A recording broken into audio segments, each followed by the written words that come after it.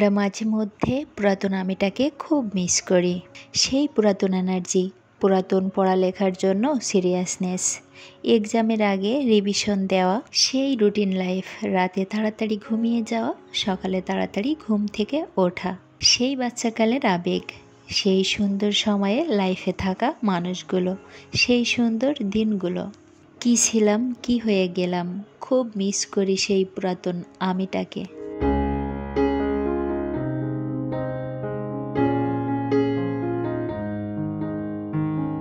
আসসালামু আলাইকুম, আমি নাসরিন নাহার আছি আপনাদের সাথে। বাংলাদেশি ব্লগার নাসরিন চ্যানেলে আপনাদের সবাইকে আরও একবার স্বাগত জানাই।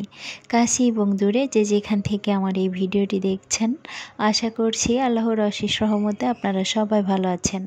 আলহামদুলিল্লাহ, আমরাও ভালো আছি।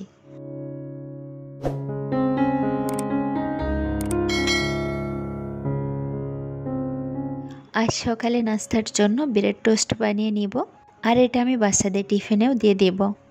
ব্রেড টোস্টটা বানানোর জন্য আমি 2টা ডিম নিয়েছিলাম। এরপর গুঁড়া দুধের মধ্যে সামান্য একটু পানি দিয়ে দুধটা বেশ ঘন করে গুলে নিয়েছিলাম। এরপর এটার মধ্যে দিয়েছিলাম স্বাদ অনুযায়ী লবণ আর সামান্য একটু চিনি, আর এটা দিয়েই আমি ব্রেড টোস্টগুলো বানিয়ে নিয়েছি। তো বানানোর পরে আমি বাচ্চাদের টিফিনটা রেডি করে নিচ্ছি। মাইমুনা তো অনেক আগেই স্কুলে চলে গিয়েছে, তো যাওয়ার আগে আমি অল্প কিছু ব্রেড টোস্ট করে দিয়েছিলাম, আর সেগুলো নিয়ে চলে গিয়েছে। আমি ওকে রেখে আসছি, তো ওকে স্কুলে রেখে বাসায় এসে বাকি টোস্টগুলো বানিয়ে নিয়েছি। এরপর বাচ্চাদের টিফিনটা রেডি করে ওদেরকে স্কুলে রেখে বাসায় এসে আমরা অফ ক্যামেরায় সকালের নাস্তা করে নিয়েছি, আর মাইমুনার বাবাকেও অফিসে রেখে এসেছি। এরপর আমি বাসার কিছু কাজ করে নিব। অনেক দিন কিন্তু এই ধরনের কাজ করা হয় না। দেখতে পেয়েছেন ফ্যানগুলো কিন্তু একদম কালো হয়ে গিয়েছে। আমি আরও আগে মুছতে চেয়েছিলাম, কিন্তু এর মাঝে তো আম্মা অসুস্থ হয়ে গেল। তারপর তো মাইমুনার বাবার একটা দুর্ঘটনা ঘটে গেল, যার কারণে ফ্যানগুলো আর ক্লিন করতে পারি নাই। আর বাসায় কিন্তু প্রচুর ঝুল হয়েছে, তো আমি সব রুমের ঝুল সুন্দর করে ছেড়ে নিয়েছি। এরপর যে ফ্যানগুলো ছিল সেগুলো খুব সুন্দর করে ক্লিন করে নিয়েছি। মাইমুনার বাবা আমাকে বলেছিল একদিনে সবগুলো না করে অল্প অল্প করে 2-3 দিন ধরে করতে। তবে যে কোনো কাজ আমি যখন শুরু করি সেটা কমপ্লিট না হওয়া পর্যন্ত আমার শান্তি লাগে না। তো আমি যখন যেটা করি সেটা যত কষ্টই হোক একদিনেই করে শেষ করি। তো এগুলো করার পরে আমি কিন্তু বেশ অসুস্থ হয়ে গিয়েছিলাম, যেহেতু আমার ডাস্ট অ্যালার্জি আছে। তারপরে মাইগ্রেনের ব্যথাটাও প্রচুর বেড়ে গিয়েছিল। যাই হোক, যেহেতু ঘরের ঝুল ছেড়েছি, আবার ফ্যান পরিষ্কার করেছি, তাই বেডশিটগুলো চেঞ্জ করে ফেলেছি। 2 রুমের বেডশিটই চেঞ্জ করেছি। তবে সব কিছু কিন্তু ওইভাবে ভিডিও করা সম্ভব হয় না।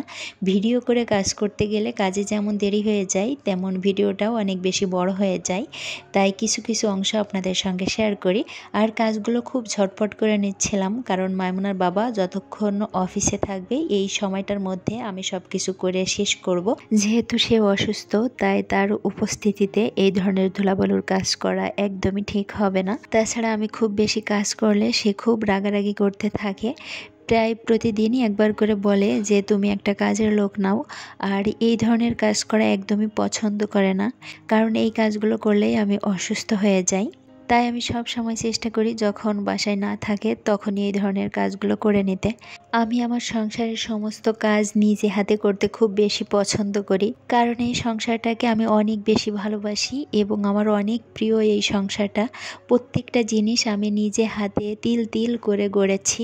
একটা সময় আমার এই সংসারে কিছুই ছিল না, শূন্য হাতে সংসারটা শুরু করেছিলাম।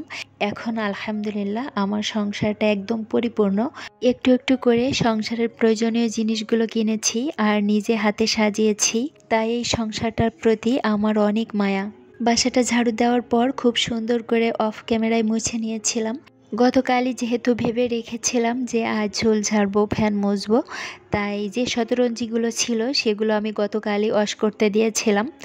তো ওগুলাও শুকিয়ে গিয়েছে, তাই জায়গা মতো পেরে দিয়েছি। বাসাটা সুন্দর করে গোছানোর পর কিন্তু একদম চকচক ঝকঝক করছে। যে কোনো কাজ করতে তো অবশ্যই কষ্ট হয়, কিন্তু কষ্ট করে কাজগুলো করার পর যখন সুন্দর চকচকে ঝকঝকে একটা সংসার দেখতে পাই, তখন কিন্তু মনের মধ্যে অন্যরকম একটা শান্তি ফিল হয়। আমার গত ভিডিওতে সৌদি প্রবাসীর বউ আইডি থেকে আমার প্রিয় আপুটা খুব সুন্দর একটা কমেন্টস করেছিল। মাশাল্লাহ, মামুনিদের দেখতে পেয়ে ভীষণ ভালো লাগছে। আপু জানো, আমার মেয়ের নামও ফাতেমা, দোয়া করিও আমার বাচ্চাদের জন্য। আর ভাইয়াকে আমার সালাম দিও, ভাইয়াকে বইলো আমি ভাইয়ের জন্য নফল নামাজ পড়ে দোয়া করেছি। শুধুমাত্র ভিডিও দেখে আর ভিডিওতে কিছু কথা শুনে একজন আরেকজনকে কতটা ভালোবাসলে তার বিপদে নফল নামাজ পড়ে দোয়া করে। আসলে ইউটিউবে এসে আমি এমন কিছু প্রিয় ভালোবাসার আপুদেরকে পেয়েছি যাদের এরকম সুন্দর সুন্দর কমেন্টসগুলো পড়লে একদম চোখটা ছলছল করে ওঠে। আপু, আমি তোমার কমেন্টসটা পড়ে তোমার ভাইয়াকে শুনিয়েছিলাম। তোমার ভাইয়া শোনার পর অনেক খুশি হয়েছিল এবং তোমাদের জন্যও অনেক দোয়া করেছে, পাশাপাশি তোমাকে আন্তরিক ধন্যবাদ জানিয়েছে। আর ফাতেমা মামুনের জন্য তো আন্টির দোয়া সব সময় থাকবে। আর সেই সাথে অনেক অনেক আদর আর ভালোবাসা রইল সোনা মামুনিটা তোমার জন্য। আপু, তোমার পরিবার নিয়ে সব সময় ভালো থেকো, এই দোয়াই করি। সাবিনা কাউসার আইডি থেকে আমার গত ভিডিওতে আমার শ্রদ্ধেয় আন্টি জানতে চেয়েছিলেন হোমিও ব্যথার ওষুধের নাম। যদিও আমি কমেন্টসে রিপ্লাই করেছিলাম, তারপরেও ভাবলাম ভিডিওতে একটু বলে দেই, যদি আন্টির একটু হলেও উপকার হয়। আসলে হোমিও ব্যথার ওষুধ অনেকগুলো আছে আর সেগুলা ব্যথার ধরন বুঝে দেওয়া হয়। ব্যথা কিন্তু বিভিন্ন ধরনের হয়ে থাকে, যেমন মাথায় ব্যথা, এরপর মাজায় ব্যথা, এরপর পড়ে গেলে আঘাত পেয়ে ব্যথা। তো এক এক ব্যথায় কিন্তু এক এক রকমের ওষুধ দেওয়া হয় ব্যথার ধরন বুঝে। তো আন্টি, আপনি যদি ভিডিওটা দেখে থাকেন তাহলে কোন ধরনের ব্যথার ওষুধের নাম আপনি জানতে চাইছেন সেটা কষ্ট করে আমাকে একটু জানাবেন, তাহলে আমি ওষুধের নামটা বলে দিতে পারবো। আপনার যদি একটু উপকার করতে পারি তাহলে আমার কাছে ভীষণ ভালো লাগবে। আর ভালো থাকবেন আন্টি, এই দোয়া করি, আমাদের জন্য দোয়া করবেন। সব কাজ শেষ করার পর হাতে একটু সময় ছিল, তো মশলা বক্সটা আমি সকালেই ধুয়ে রেখেছিলাম, পানিটা পুরোপুরি ঝরে গিয়েছে, তাই মশলাগুলো একটু রিফিল করে নিলাম।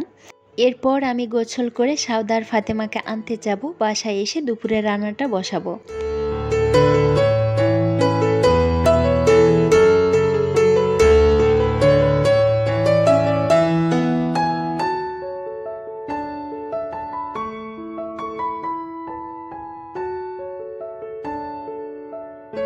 সাউদার ফাতেমাকে নিয়ে বাসায় চলে এসেছি, এখন দুপুরের রান্নাটা করে নেব। তো কুটাকাটিগুলো আমি আনতে যাওয়ার আগেই করে রেখে গিয়েছিলাম।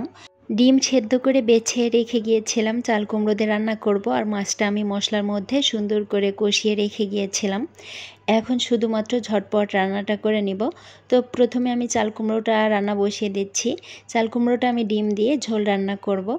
তো গরম মশলা দিয়েছি আর জিরা দিয়েছি ফোড়নে, তারপর আমি লবণ আর হলুদ দিয়ে চাল কুমড়োগুলো সুন্দর করে ভেজে নিয়েছিলাম।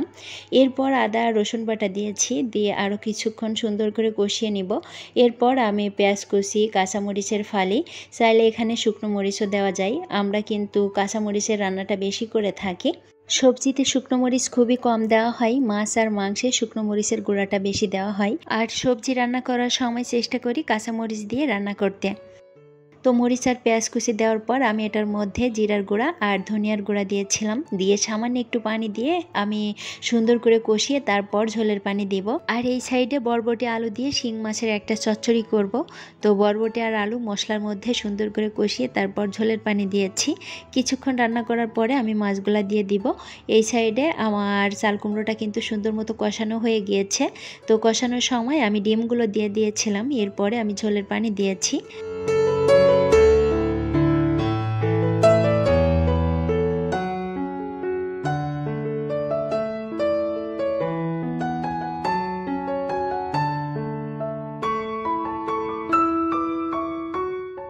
চাল কুমড়োর এই তরকারিটার মধ্যে যদি নারকেলের দুধ দেওয়া হয় তাহলে খেতে অসম্ভব ভালো লাগে। তো আমি নারকেলের দুধ দেইনি, কারণ নারকেলের দুধ দিয়ে রান্না করলে মাইমুনার বাবা খেতে পারে না। দুইটা তরকারি আমি যেহেতু একসঙ্গে রান্না বসিয়েছিলাম, তাই তরকারি দুইটা কিন্তু একসঙ্গে রান্না করা হয়ে গিয়েছে। বাকি আমি বিসি কলাটা রান্না করব, তো সেটাই এখন বসিয়ে দিয়েছি। সব রকমের মশলা দিয়ে আমি কলাটা সুন্দর করে কষিয়ে তারপর ঝোল দিব। বিসি কলার মধ্যে যদি একটু লাউ শাক দেওয়া হয় তাহলে খেতে অসম্ভব মজা হয়। আমি 2 দিন বাজারে গিয়ে লাউ শাক খুঁজেছি কিন্তু পাই নাই, যার কারণে বিসি কলাটা শুধুই রান্না করেছি। তারপরেও কলাটা একদম খাওয়ার উপযোগী ছিল, তাই খেতে অনেক মজা হয়েছিল। ডালের বড়াগুলা আমি গতকাল গতকাল বানিয়েছিলাম, গতকাল খাওয়ার পরে এইগুলা বেঁচে ছিল, ফ্রিজে রেখে দিয়েছিলাম, আজ গরম করে নিয়েছি। তো বন্ধুরা, এই ছিল আমার আজকের ভিডিওর মাঝে ভুল ত্রুটি ক্ষমা সুন্দর দৃষ্টিতে দেখবেন। সবাই ভালো থাকবেন, সুস্থ থাকবেন, আমার পরিবারের জন্য দোয়া করবেন। ইনশাল্লাহ আবারও কথা হবে নতুন কোনো ভিডিওতে। সে পর্যন্ত সবাইকে আল্লাহ হাফেজ, আসসালামু আলাইকুম।